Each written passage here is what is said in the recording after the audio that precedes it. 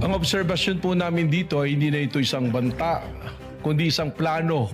Sapagkat ang tingin po namin dito ay inianunsyo ng ating Vice Presidente ang kanyang planong pagpatay sa Pangulo ng Pilipinas at mga nabanggit pa ang kanyang gustong ipapatay doon po sa kanyang pagbabanggit sa kanyang press conference. Ang amin pong iniimbestigahan ay sinuulit ko nga po, the serious, active, and continuing threat to the life of the President which already transcend to a national security issue. Sapagkat malinaw po na hindi na ito banta, kundi isang plano na patayin ang Pangulo ng Pilipinas.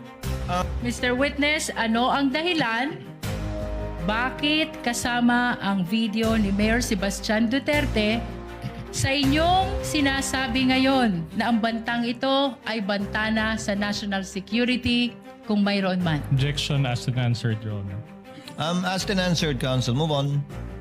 Your Honor, as a matter of fact, we haven't asked that question and the witness is supposed to explain the reasons why the video was actually considered in their observation that this is a threat to national security.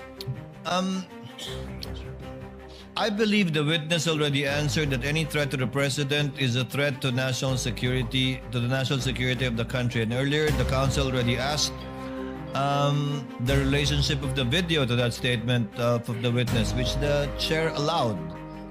We're already there, counsel. Please move on.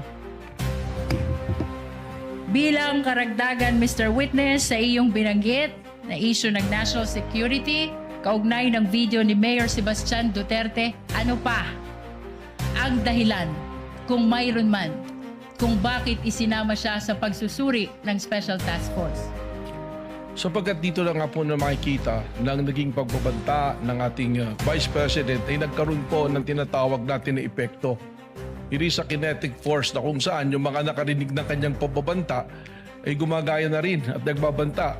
Lalong-lalo na sila ay nabibilang sa isang pamilya. That is the very purpose of the task force, to monitor all those threats na lumalabas po ngayon at sa araw-araw nga ay meron po tayong nakikitang threat sa social media, sa mga pahayag po during the mga rallies, ay tuloy-tuloy po na banta sa ating pong Pangulo na umaabot na po na banta sa ating national security. Binanggit mo ang kinetic force. Anong ibig sabihin nito, Mr. Witness? Na yung kanila pong aksyon ay nagkakaroon po ng epekto para kumilos sa mga nakakarinig at kanilang mga supporter upang maghasik po ng ligalig at kaguluhan po sa ating pong bansa at hindi na nire-respeto ang ating pong konstitusyon at wala na rin pong pagtingin sa ating democratic process. Ano pa ang dahilan kung meron man? Bakit isinama sa pagsusuri ang video ni Mayor Sebastian Duterte kaugnay ng Rage Coalition Rally? Yung Objection presensya, asked and answered, Your Honor.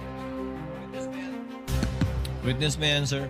yung proseso po namin na yan, doon po namin nakita na sinasabi ko nga, yung mga participants dito, yung po mga kilala na mga tao na nagdudulot ng ligalig at pagtutol sa demokrasya po natin. At nandiron din po yung broadcast na yan, napakarami pong naabot na tao, nasa 600,000 plus po yung live broadcast niyan.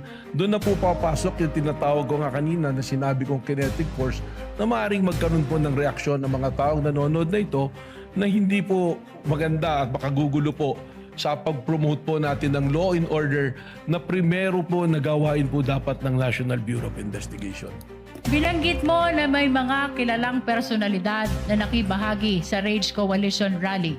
Sino-sino itong mga ito? Objection, Your Honor, irrelevant. Witness may answer. Makita po natin doon, may mga senador din po na nandoon. Nandoon din po si Mike Defensor at nandoon po ang mga haligi po ng PDP laban na akin po mga kakilala. Nandoon din po ang mga iba't ibang leader sa iba't ibang rehiyon na akin na pong nakasama noon nung ako'y miyembro pa ng PDP laban.